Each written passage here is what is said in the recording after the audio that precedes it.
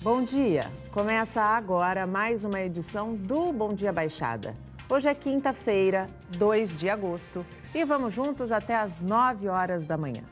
Hoje vamos falar sobre segurança pública.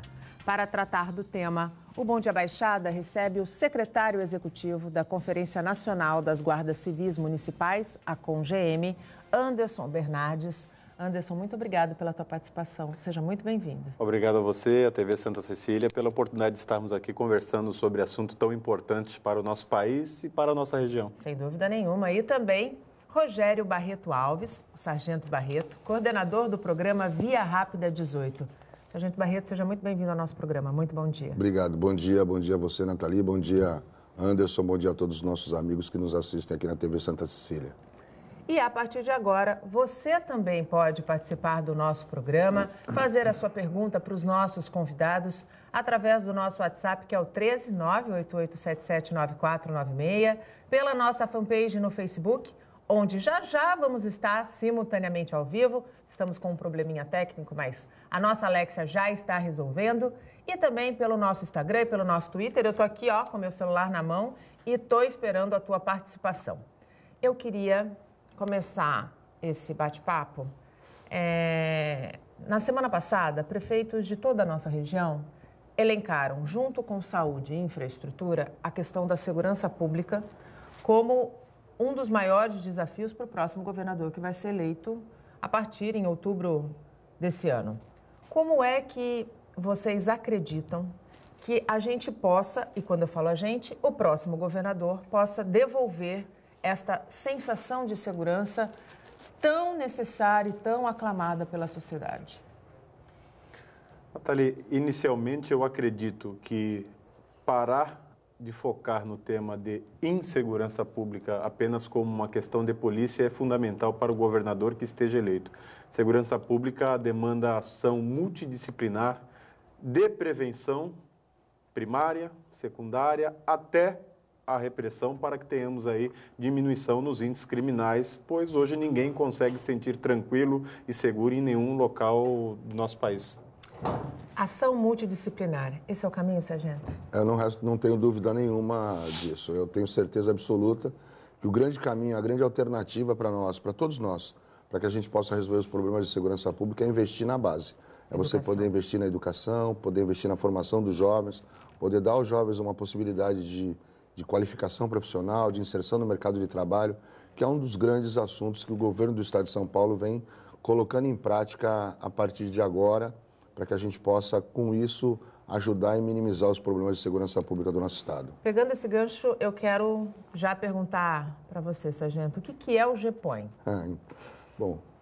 O programa GEPOI, que é o programa Via Rápida 18, foi aprovado pela Assembleia Legislativa em 2015, uma proposta encaminhada pelo governo do Estado para a Assembleia.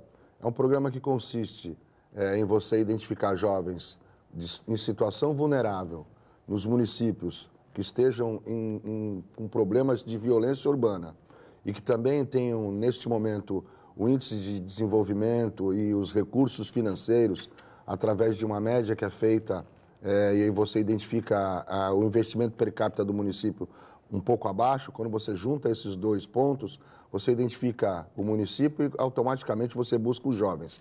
E aí esses jovens de 16 a 18 anos de idade, como eu disse, em situação vulnerável, são identificados através dos CRAS. É uma busca ativa, a gente pode dizer. É uma busca ativa, exatamente, é uma busca ativa. Você busca jovens em situação de acompanhamento dos CRAS por terem infringido a legislação e aí estão em medida socioeducativa.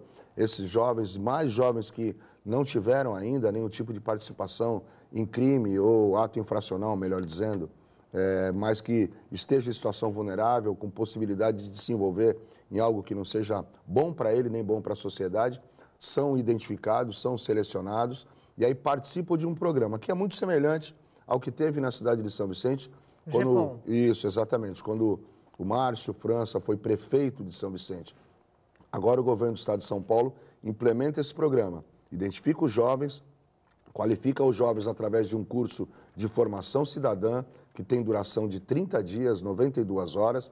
Depois da formação cidadã, esses jovens já uniformizados passam a desenvolver ações comunitárias junto à cidade, junto à sociedade que é daquele município, para que eles sejam vistos e para que eles vejam que há possibilidade de uma atividade diferenciada daquela que eles viviam no ambiente onde eles moram.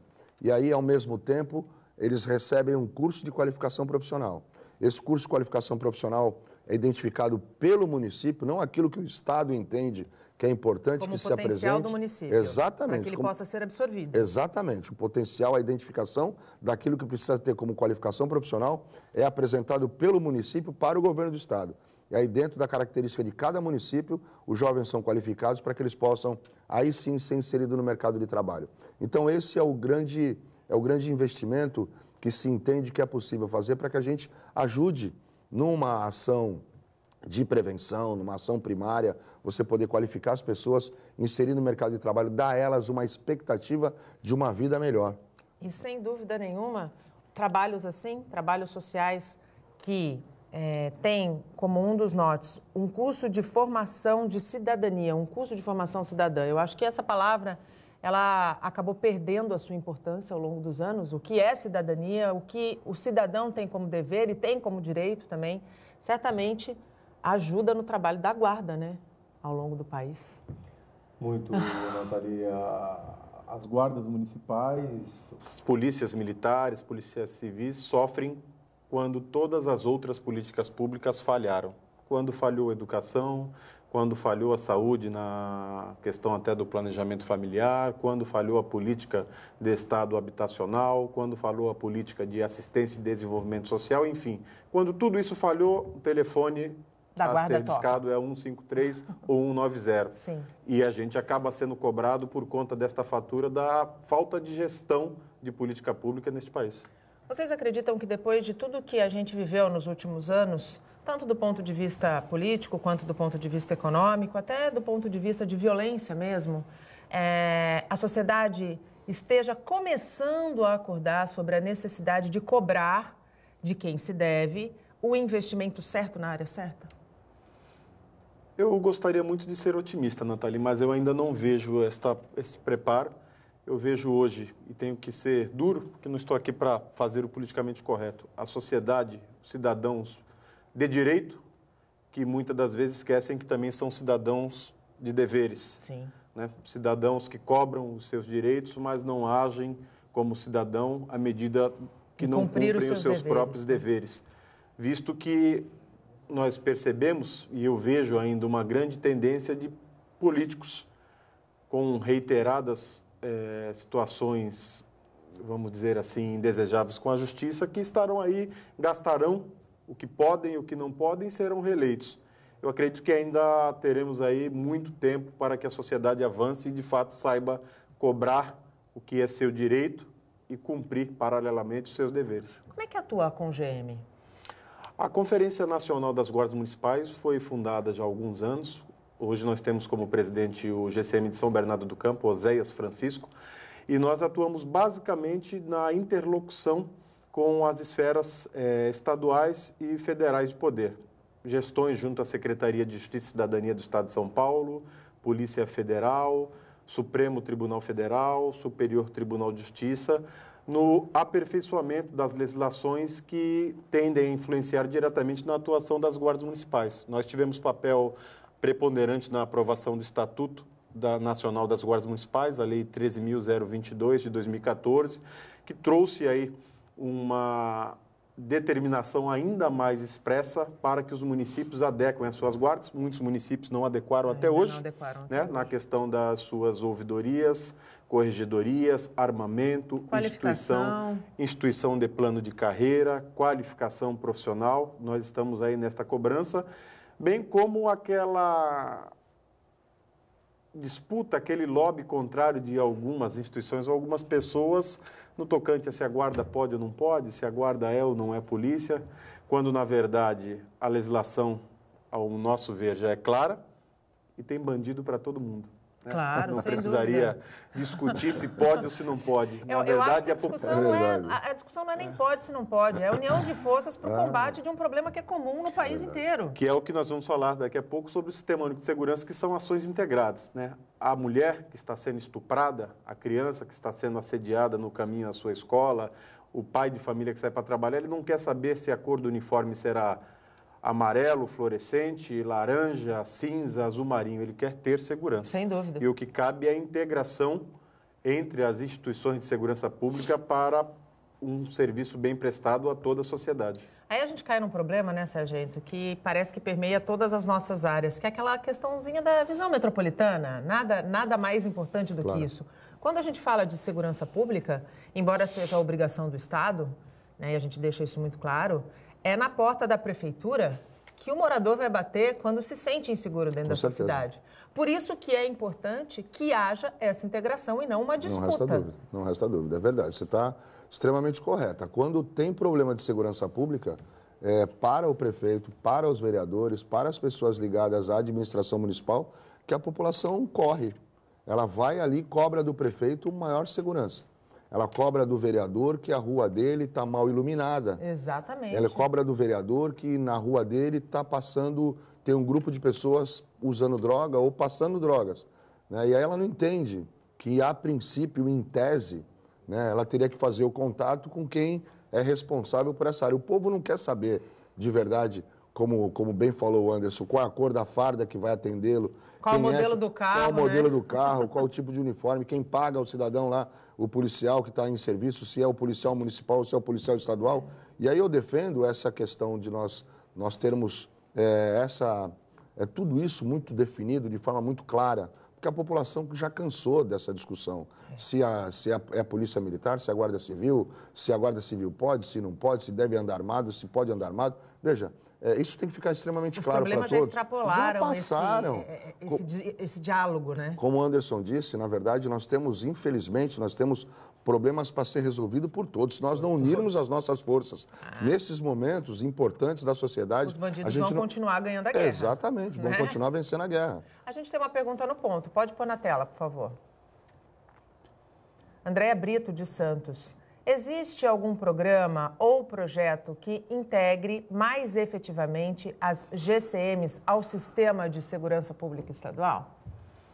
Natália, eu conversava com o secretário Barreto antes de iniciarmos o programa. Houve uma lei estadual aprovada por iniciativa do deputado estadual Chico Sardelli, que impõe ao Estado a reserva orçamentária para investimento em segurança pública com repasse aos municípios.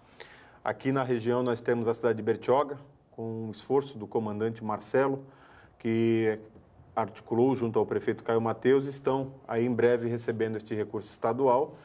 E há a questão das forças-tarefas, onde alguns municípios têm trabalhado de forma muito conjunta, se integrando de fato à Polícia Militar, ao trabalho da Polícia Militar, ao trabalho da Polícia Civil, Ministério Público Estadual. Guarujá é um exemplo, na minha opinião, de integração entre as forças do município e do Estado, para que haja essa integração de fato. Isto passa por legislação, como a que eu disse, e passa por vontade política também. É preciso que registremos esta questão, que há necessidade de haver a vontade política, tanto dos entes do governo estadual, quanto do prefeito, secretários, comandantes de guarda, para que esta integração e ação conjunta ocorra de fato. Essa lei já existe, essa regulamentação já existe, basta que haja, acho que um pouquinho mais do que vontade política, interesse mesmo, né, de que efetivamente venha um recurso para a sua cidade, porque a gente não está dizendo que não é recurso, vem recurso para a cidade e mude essa visão de disputa de quem pode mais ou de quem pode menos. Sempre houve, até por conta de força política, de pressão política, uma inversão, né? Quando o prefeito, geralmente, ele quer fugir à sua responsabilidade quanto à segurança pública, ele diz que segurança pública é dever do Estado. Quando na Constituição está Estado com todos os seus entes federativos e não Estado, o governo de São Paulo, por exemplo. Ocorre que, neste caso, a inversão. O município de Guarujá, por exemplo, gasta ou investe mais de 4 milhões de reais por ano com prédios locados para instituições estaduais, alimentação para policiais que vêm reforçar, equipamentos e etc. Ora, se a obrigação da segurança é dever do Estado, por que o município investe no que é competência do Estado e não o inverso? Então, precisamos rever toda essa questão da política pública de fato para que o Estado inverta esta lógica e repasse aos municípios a fatia do bolo. Por que não, Claro. por exemplo, como temos verbas do DAD para investimento nas instâncias dúvida. turísticas, nós termos algo semelhante para investimento nas cidades litorâneas que triplicam a sua população em determinados períodos do ano. Aliás, esse aumento de volume da população na Baixada Santista já não é mais tão sazonal, né? Ele acontece naturalmente, basta ter um fim de semana de sol que você vê que a Anchieta Imigrantes fica cheia de carro. É verdade. Veja, nesses últimos meses eu tenho ido a São Paulo todos os dias, né? Eu estou licenciado da Câmara de Vereadores, colaborando com o governo do Estado de São Paulo, né, a convite do governador. Então eu subo e desço todos os dias. A Rodovia dos Imigrantes é uma grande avenida que liga algumas cidades do Estado a outras cidades do Estado. É uma avenida enorme, você tem um trânsito intenso todo dia, o dia inteiro. Nós não temos mais a necessidade de ter um final de semana, mesmo prolongado, Nathalie, para receber uma quantidade imensa de pessoas. Muitos já vêm de São Paulo para cá para trabalhar, e a gente vai daqui para lá para trabalhar também. Muitas pessoas vêm para cá para passar um final de semana, uma noite, um dia, 2 dias, enfim. Você tem uma quantidade imensa de pessoas todos os dias. Então, consequentemente, essa nossa região, ela tem uma população diferente daquela que é a sua população fixa diariamente. Então, há sim a necessidade de nós termos essa discussão de uma forma definitiva resolvida para que se possa, e aí eu me lembro quando, eu vou citá-lo como ex-prefeito de São Vicente, quando o Márcio França era prefeito de São Vicente, ele falava para nós com muita segurança, falava, olha, eu não tenho dúvida que cedo ou tarde a segurança pública será desenvolvida dentro dos municípios. Claro. Não resta dúvida nenhuma a respeito disso. Só que não adianta o município pagar toda a conta, né? Sim, claro. E aí você precisa ter uma parte de recursos vindo da União e do Estado, assim como é a questão da saúde. Sim. A saúde não municipalizou, a educação não foi municipalizada, consequentemente a União e o Estado não repassam recursos para o município para poder desenvolver educação e saúde. Segurança pública não está entre as maiores demandas da população das cidades? São os pilares mais importantes que a gente precisa resolver: a saúde, educação, segurança pública e, evidentemente, infraestrutura. E a segurança pública é um assunto que permeia todas as discussões do nosso país, em todos os instantes. E a gente precisa resolver isso definitivamente. É importante a gente discutir isso, é importante repassar recursos para os municípios, para as regiões que recebem uma população aumentada constantemente. É importante também que se tenha um recurso definitivo, talvez através dessa proposta do DAD, que são os municípios que são instância turística, balneária, enfim, todos esses possam receber recursos para investir nas suas guardas municipais. Está aí uma grande proposta. Uma grande proposta. Se o DAD investe em infraestrutura para receber os turistas, vamos criar aspas, DAD da Segurança Pública, por que não? Exatamente, né? É verdade. O Bom Dia Baixada vai para um rápido intervalo, a gente volta em instantes. Não saia daí, até já. O Bom Dia Baixada está de volta e a Casa Noturna em Santos, onde o estudante Lucas Martins de Paula foi morto, depois de ser espancado por seguranças, funcionou sem alvará por 2 anos. Desde abril de 2016, a Prefeitura já negou o licenciamento do Bacará 4 vezes. A primeira tentativa para obter o alvará foi em 6 de julho de 2016. Depois, fevereiro e outubro do ano passado. E agora, já no último dia 20, após a agressão ao estudante e o fechamento da casa. Pelo Código de Posturas do município, sempre que um estabelecimento tem o pedido de licenciamento negado, deve fechar as portas imediatamente. Nós tentamos falar com a prefeitura, que preferiu se pronunciar em nota. O material diz que a casa não fechou porque o alvará de licença estava em andamento e que os indeferimentos anteriores foram regularizados.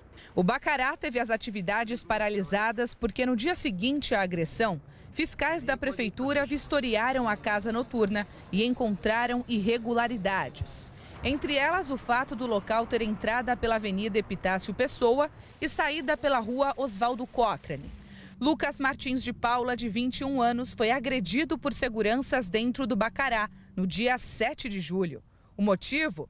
Uma diferença de R$15 na comanda.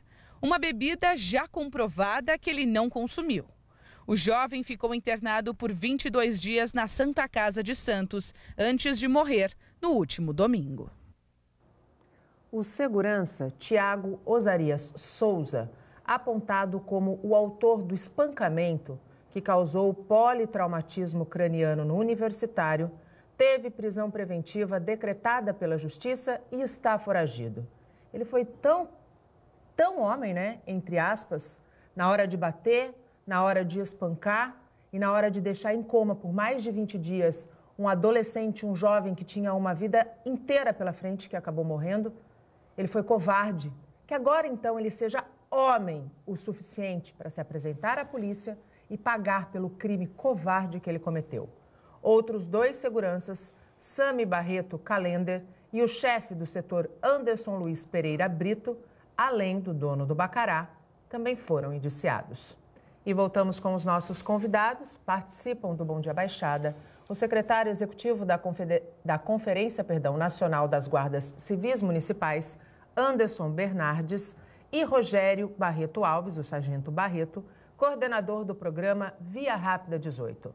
Você pode participar do nosso programa, fazer a sua pergunta para os nossos convidados pelo nosso WhatsApp, que é o 13988779496, pela nossa fanpage no Facebook, que já está simultaneamente ao vivo. Meus agradecimentos ao Anderson, à Alexia, porque aqui a gente não faz nada sozinho. Aliás, na vida a gente não faz nada sozinho.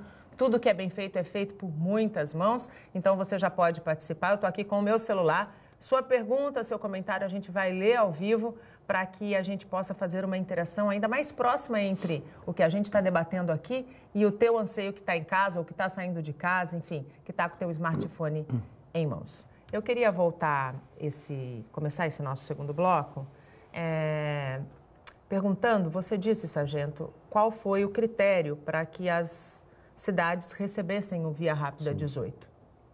No entanto, posto que você colocou, é uma ferramenta extremamente importante para o combate da criminalidade, para o combate da violência, porque trata dos problemas que estão, se não na raiz, porque a educação base, a gente percebe que se estão em situação vulnerável, é porque ela não funcionou, né? Mas é uma ferramenta importante de combate à criminalidade. Existe a expectativa de que esse programa esteja em todas as cidades do estado? Existe, sim. Na verdade, esse programa é piloto, é uma cidade por cada uma das regiões administrativas do estado. São 16 regiões administrativas, consequentemente, nós temos 16 cidades contempladas neste momento.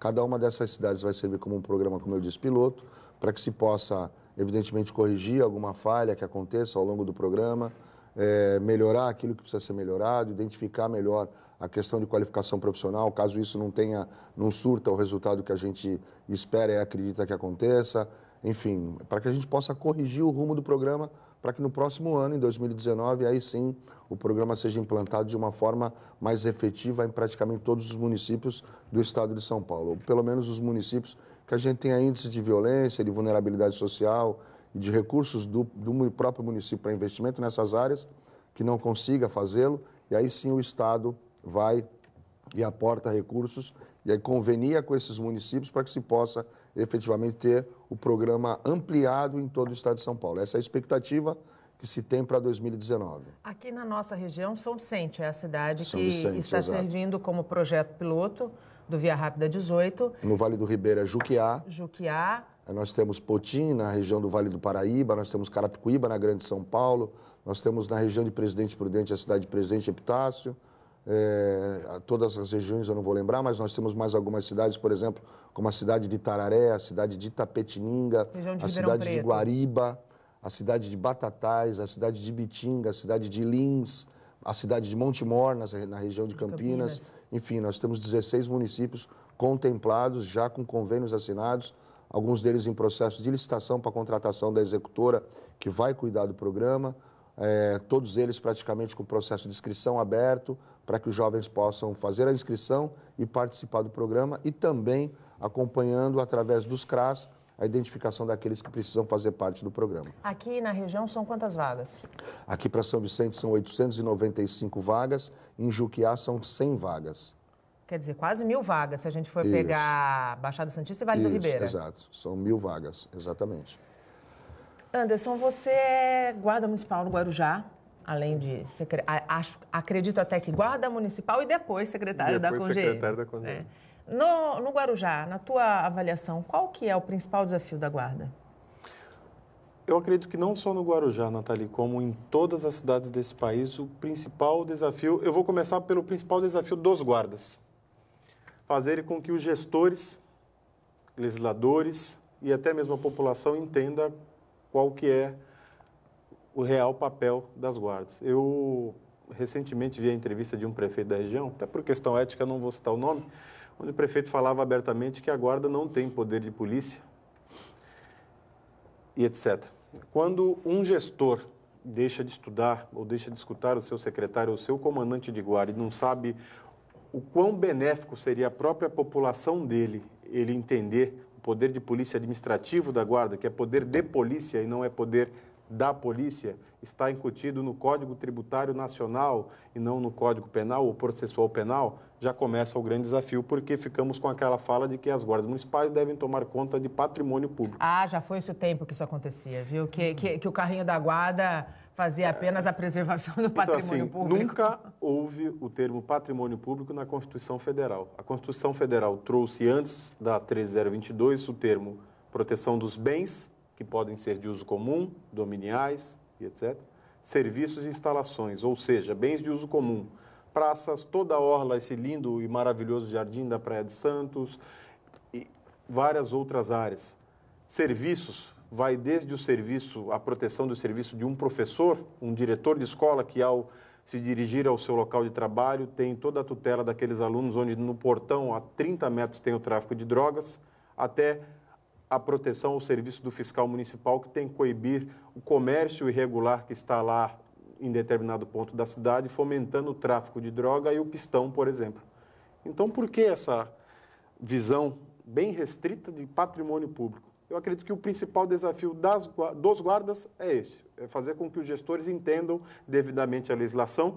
E aí um elogio, a crítica a gente não faz em aberto, mas o elogio sim. Na região, prefeito Alberto Mourão, de Praia Grande, dá lição, é mestre no efetivo exercício e fomento do devido papel da sua guarda municipal na região. Então, eu coloco esse como o desafio maior. E um bom modelo, né? Praia Grande é um bom modelo a ser seguido. Praia Grande é, na região, o nosso modelo. Tinha uma defasagem salarial, o prefeito também, recentemente, na entrega de 28 viaturas, deu uma melhora, mas no termo de gestão, de entendimento do papel da Guarda Civil Municipal no aspecto da segurança pública, como controle de território, proteção da sua população, atuação preventiva, Praia Grande está, sem dúvida alguma, alguns degraus hoje na nossa região, à frente de outras guardas municipais.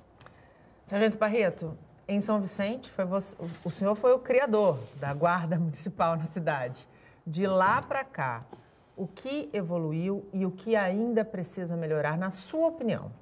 Na minha opinião, é exatamente aquilo que o Anderson falou. Nós precisamos, primeiro, conscientizar os nossos guardas civis municipais da real importância e do real papel de cada um deles. Depois, nós precisamos também conscientizar o executivo da importância da Guarda Civil Municipal na nossa cidade, o papel que ela precisa desempenhar no município. Passar essa informação também, fazer com que os nossos legisladores, ou seja, os vereadores de São Vicente, também enxerguem a Guarda Civil Municipal de São Vicente como um instrumento capaz e eficaz, né, na participação da segurança pública do município. E aí passar toda essa informação para a população da cidade, que é difícil as pessoas, num primeiro instante, entender e enxergar, né, quando você está num determinado lugar e perceber a participação da Guarda Civil Municipal, por exemplo, quando ela está na praça do nosso município, lá coibindo o uso e o tráfico de drogas, principalmente o tráfico de drogas. Sim. As pessoas querem que seja feito, mas o Guarda Civil Municipal vai atuar de forma efetiva e muita gente acaba criticando. Pega o celular, filma, bota no celular. Eu já vi pessoas dizendo, você não tem competência para tomar essa atitude que você está tomando aqui. De forma muito prática. Você não tem capacidade, você não tem competência, você não tem autoridade para fazer isso que você está fazendo. Ou seja, então, algumas pessoas, diferentes daquelas que nós falamos no início, que não querem, não se preocupam com a cor do uniforme, algumas pessoas, e aí entra a questão dos deveres e dos direitos, sim, né? Sim. Não querem respeitar, enxergar, entender a importância da guarda e sim, o que ela pode fazer para nos ajudar na manutenção da segurança pública, para coibir determinados atos que acontecem dentro dos nossos municípios, para que a gente possa ter uma cidade mais segura e mais tranquila. Então, tem sim que conscientizar todas essas pessoas para que a gente possa efetivamente ter uma guarda tranquila, segura e cumprindo com o seu dever e fazendo o seu papel. Eu queria aqui mandar um abraço para todo o pessoal que está assistindo a gente pelo Facebook, pela nossa fanpage, nossa transmissão simultânea já foi retomada. Tem aqui a Andréia Brito, o Alexandre Anis, tem o Oswaldo Júnior, todo mundo falando que está assistindo, que está acompanhando aqui o programa. Você que está em casa pode interagir com os nossos convidados, pode mandar a sua opinião, a sua pergunta, para que a gente possa deixar esse debate ainda melhor. Pegando o gancho do que o Sargento Barreto disse, Anderson, quais são as funções que pode um guarda municipal exercer? Eu afirmo categoricamente que todas as funções que estejam dentro do escopo da segurança pública. Exatamente. Patrulhamento preventivo, uso progressivo da força, a prevenção à vida. Nós temos aí dentro da legislação federal, a 13.022, como um dos primeiros tópicos a preservação da vida. Olha, como se preserva a vida? De várias maneiras, né? Desde a segurança mínima, e eu toco sempre, inicialmente, na questão da violência contra a mulher, tem sido algo que tem aterrorizado as mulheres em vários municípios deste país, até a questão da prevenção ao uso e repressão ao tráfico e uso de entorpecentes, até mesmo próximo a próprios públicos, né? Já que focam tanto a questão da guarda do próprio especialmente, público. né? Escolas, né? Especialmente. Universidades públicas e daí por diante, até a ação da guarda no trabalho social. O Barreto falou do GEPOI. Nós tínhamos em Guarujá, até março, um programa chamado Jovens no Exercício da Cidadania e um outro programa chamado Mulheres pela Paz, onde guardas municipais faziam basicamente o mesmo trabalho que é feito no GEPOI, qualificando, recrutando, treinando, fiscalizando o trabalho de jovens de 18 a 20 anos e de mulheres de 26.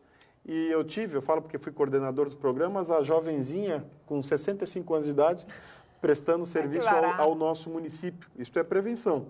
Agora, é preciso ter um equilíbrio. Hoje não dá para se falar em segurança pública só com prevenção e não dá para se falar em segurança pública só com repressão. Precisa ter um equilíbrio. A população não aguenta mais também falarmos de projetos sociais que darão frutos, porque a população também espera algo que dê resultado imediato. E aí é o equilíbrio que estamos falando. Atenção, sim, às instituições estaduais, mas os prefeitos cuidando bem, reestruturando as suas guardas municipais, paralelamente a projetos como o Jovens no Exercício da Cidadania, GEPOI, projetos habitacionais e tantos outros, principalmente de qualificação e geração de emprego.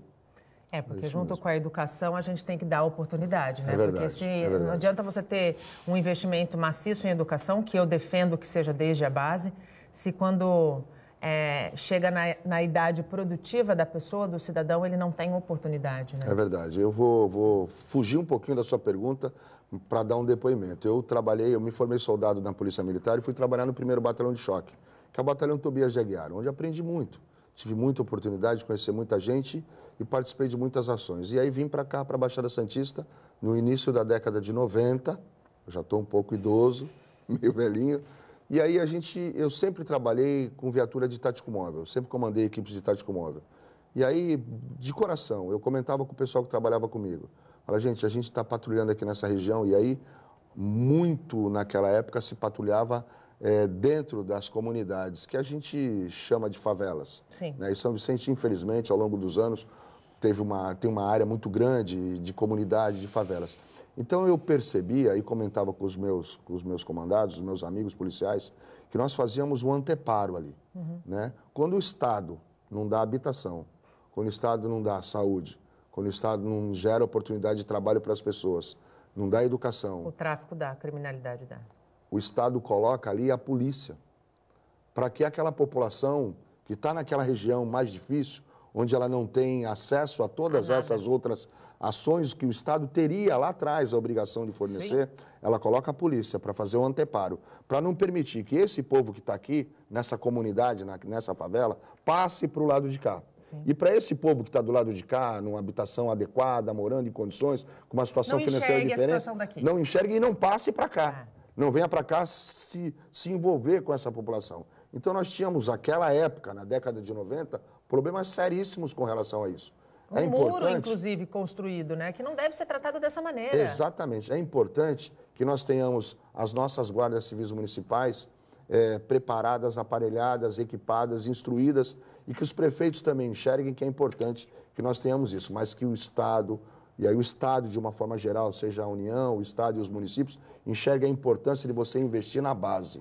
Se você não investir na base, nós vamos continuar fazendo... gelo. Exatamente, enxugando esse gelo. A gente tem que acabar com esse gelo. A gente tem que resolver essa questão de uma forma definitiva. Dar a essas pessoas a possibilidade de enxergar uma vida diferente, de enxergar que ela tem possibilidade de conseguir estudar, se qualificar, ser inserida no mercado de trabalho, poder efetivamente viver... Ter uma vida digna, né? Digna, exatamente isso. Então é isso que a gente precisa. A gente precisa conscientizar os nossos governantes, municipal, estadual e federal, para que mude essa lógica, mude essa história. Inverta essa pirâmide, né? Inverta essa pirâmide. A gente dê a esses jovens uma possibilidade de ter uma vida diferente. Parabéns, Anderson. Você já havia comentado comigo anteriormente a respeito desse programa que vocês fizeram na cidade de Guarujá. É extremamente importante isso.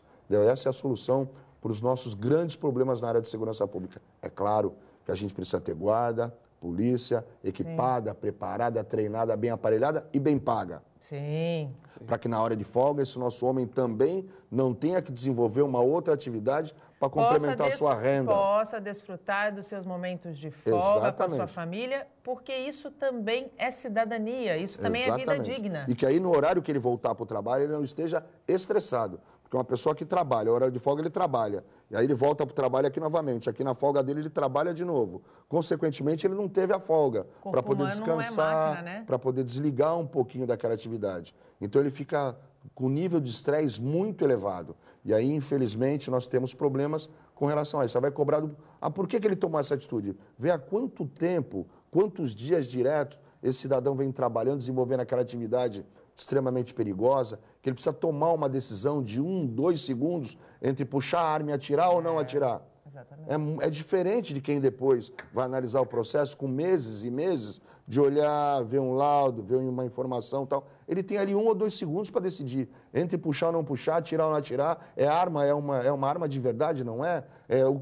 Enfim. E muitas vezes esse armamento é muito superior ao que está na mão dele, né? E aí, com esse nível de estresse que ele vem, trabalho, na folga trabalha de novo, aí trabalha, na folga trabalha de novo. Por conta da defasagem salarial, evidentemente esse cidadão vai estar com um nível de estresse muito alto e a possibilidade dele cometer um erro é grande. Ou seja, a culpa acaba sendo do Estado, e aí eu falo entes federativos, que não fazem o trabalho que deve ser feito lá na base. Porque se tudo isso que a gente está conversando aqui se transformar em realidade, certamente a gente vai ter um sistema de segurança pública muito mais útil e muito menos repressivo, sem dúvida nenhuma. O Bom Dia Baixada vai para mais um rápido intervalo. Não sai daí, até já. Estamos de volta e chegamos ao último bloco do nosso programa. Participam do Bom Dia Baixada o secretário executivo da Conferência Nacional das Guardas Civis Municipais, a CONGM, Anderson Bernardes, e Rogério Barreto Alves, coordenador do programa Via Rápida 18. Você ainda pode participar do nosso programa, fazer sua pergunta para os nossos convidados, através do nosso WhatsApp, que é o 13 98877 9496, pela nossa fanpage no Facebook, pelo nosso Instagram e pelo nosso Twitter. Eu abro, aliás, este bloco com a participação do telespectador. Pode pôr a pergunta no ponto, por favor? Daniele Duarte de Santos. O comando da GCM está preparado para liderar uma tropa armada? O armamento sai neste ano? Não sei bem de qual guarda a Daniele está perguntando, mas é importante frisar. Daniele, há a impressão de que quando fala assim em armar a guarda, serão comprados e entregues de imediato. Há uma legislação federal, que é o Estatuto do Desarmamento, que impõe uma grade de formação, tempo de treinamento, quantidade de disparos e, acima de tudo, que é a maior preocupação da população. O guarda, para estar armado, ele tem obrigatoriamente que estar apto psicologicamente e ter passado por psicólogos credenciados pela Polícia Federal. Então, tem todo esse trâmite, além da necessidade de a guarda ter uma corregedoria própria, uma ouvidoria, instalações adequadas para receber esse armamento. Então, você pode ter convicção de que no momento em que o guarda se arma por decisão administrativa, é importante frisar que muitos guardas, pela ineficiência, pela falta de de ação política do prefeito, de vontade política, estão se armando com medidas judiciais. Mas quando a Guarda Municipal é armada, obedecendo os critérios estabelecidos na legislação federal, o guarda estará preparado, sim, para prestar um bom serviço a você. A gente falou rapidamente da questão da inclusão das guardas municipais no Sistema Único de Segurança Pública no primeiro bloco do programa. Como é que está essa situação? O Sistema Único foi aprovado, é a Lei 13.675. As guardas municipais estão lá no artigo 9º, parágrafo 2º, inciso 7º do Sistema Único de Segurança Pública, que é uma lei, né? Como é o SUS. O SUS no papel é perfeito, é lindo. Agora, trouxe alguns avanços, né? Além da integração de um planejamento sistêmico, né?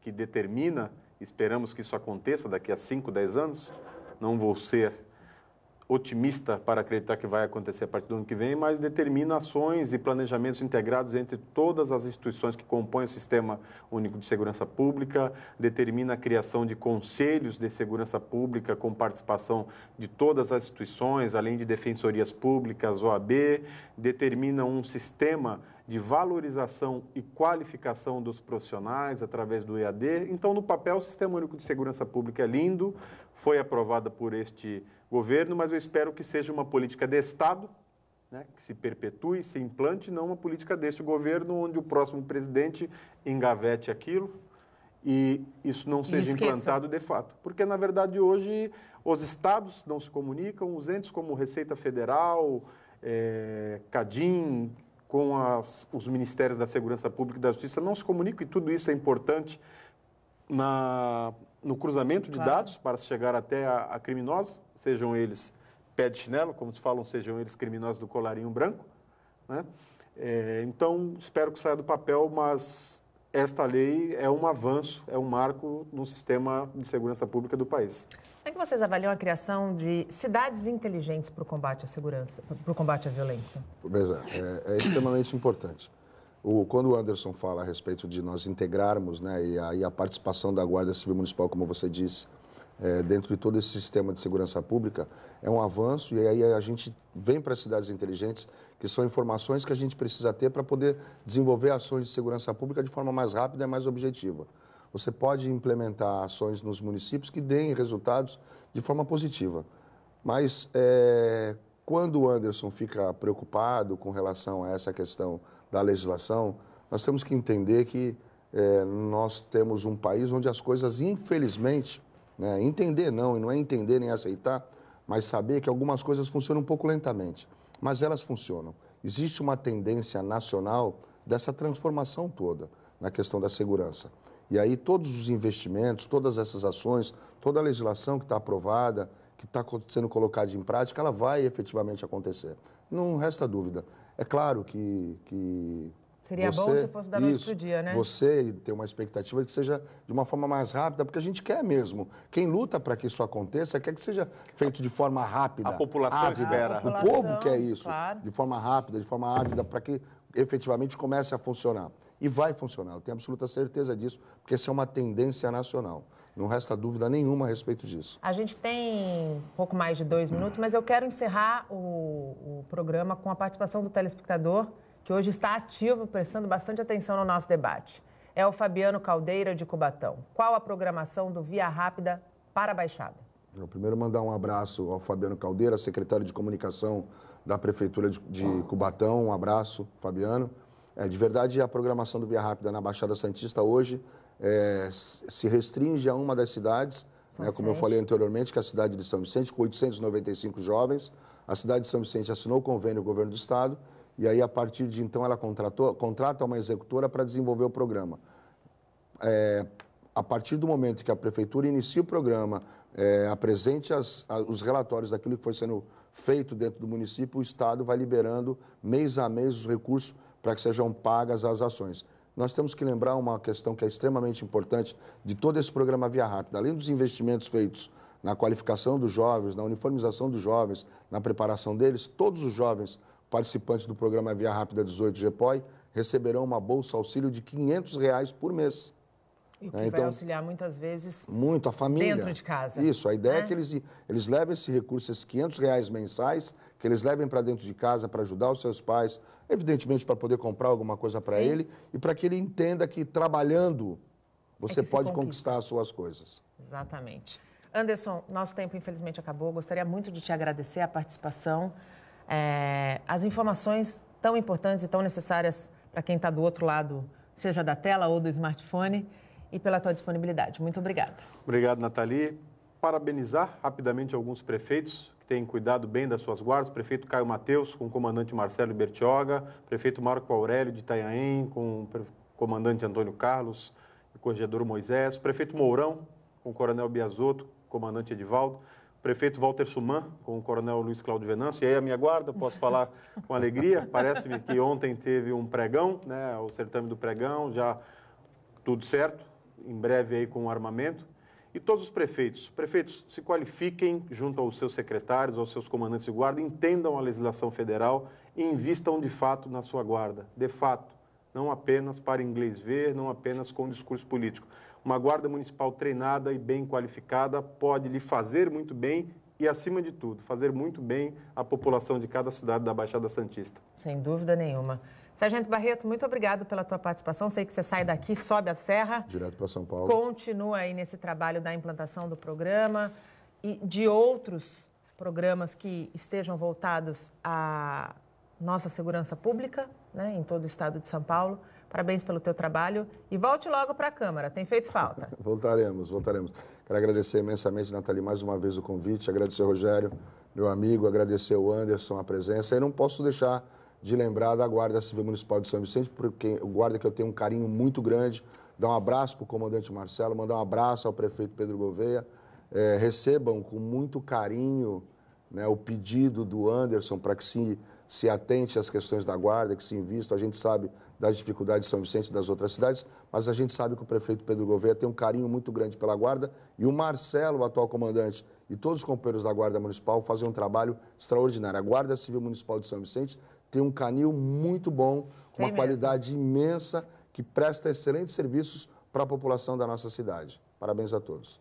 O Bom Dia Baixada fica por aqui. Você pode ficar bem informado sobre tudo o que acontece na região e no mundo acessando o Santa Portal. A você que nos acompanhou, participou, interagiu, o nosso muito obrigado. Eu volto amanhã, a partir das 8 horas da manhã.